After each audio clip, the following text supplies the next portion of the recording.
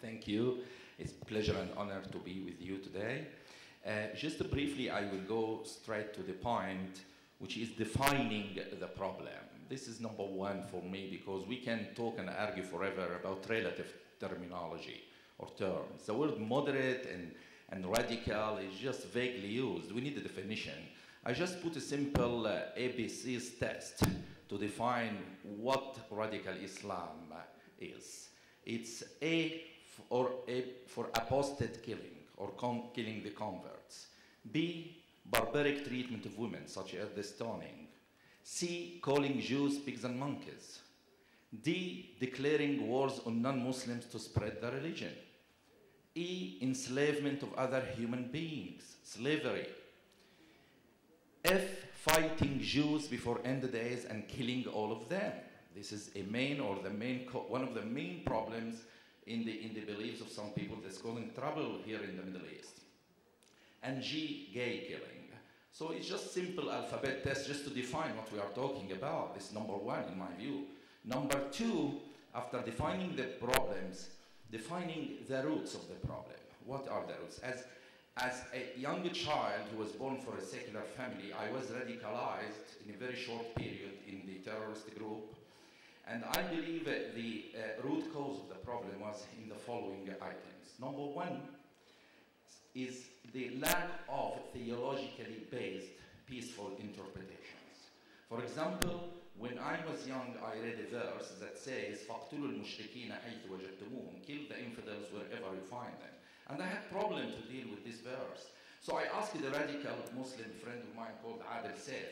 He said to me, yes, we have to fight all these people. I asked this Sufi, wonderful Sufi scholar, he said to me, you should love every human being, but he didn't give me a theological answer. Secular people didn't even use the religious jargon. So for me, I had trouble until I found the solution later on in the interpretation, as I will just address now. The second point and the roots of the problem is the suppression of critical thinking. In many educational curricula in the Muslim world, in some areas or many areas, the critical thinking is not used enough. It's rote learning, especially in religious institutions.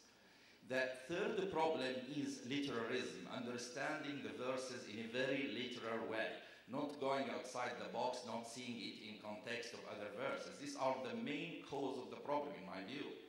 How to solve this is probably by declaring war, but not here by military, war at the mental and intellectual and psychological level, by reinterpretation of the text. For example, the verse that I just mentioned to you about kill the infidels wherever you find them, I realized later on that all the Quranic verses that talks about violence, all of them, and take me literally here, okay, 100% are using the expression al-kafirin or al-ladina kafaru. Al means the in English. When I say to you I'm going in Washington to a White House, this could be any house, but if I said I am going to the White House, it makes a lot of difference. So the same here. Just if someone point to me that before the word can limit the meaning to the early stages of Islam, when the infidels were fighting with Prophet Muhammad and some small minority to suppress them, it was only allowed at this time, not our modern times. I wouldn't have thought to continue in the path of radicalism. Also, developing educational systems that uses cognitive psychology and theology in an effective and efficient manner. One of my studies, in addition to medicine, is cognitive psychology. I teach, for example, some basic fundamental thing about how to think outside literalism, because we think that if something, or many of us think that if something is halal or permissible, we just go and, or people think, especially the radicals, they go for doing it. So if stoning women is halal, permissible, they just say, it's Allah permitted this. If killing Jews for them is halal, permissible, they don't use their conscience, they just go for it. So when I teach something like this, I just draw a cup of water for the children. I developed educational systems for young Muslims at stage 1 now. And I draw a cup of water and I ask the child, is drinking or haram, not permissible? They said, permissible, it's just water, halal.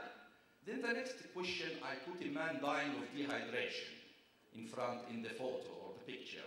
And I say, this man is going to die now of dehydration and thirst. If you drank this water, he will die. If you give it to him, he will be alive. And I repeat the question, is drinking this water now halal or haram? Permissible or not permissible? Here, the process of critical thinking starts to work. The use of his conscience. Then I supplement this with the third level of education, which is giving a theological base, giving Quranic verses that talks about how humans should use their conscience in judging things. There are many Quranic verses talking about this concept. So I'm giving here a model that can work and shape the mind of young Muslims prior to the stage of radicalization. The model has critical thinking, as we see, has photos that can remain in memory for a longer period, and uses theology to counterbalance the radical interpretations as well. Finally, what is needed to be done? Just simply preparing proper and effective educational material and interpretations for young Muslims. This is stage one. Stage two, having governments involved in the process of implementing these educational systems in an effective way to change the process of thinking among the young Muslims all over the world. Thank you so much.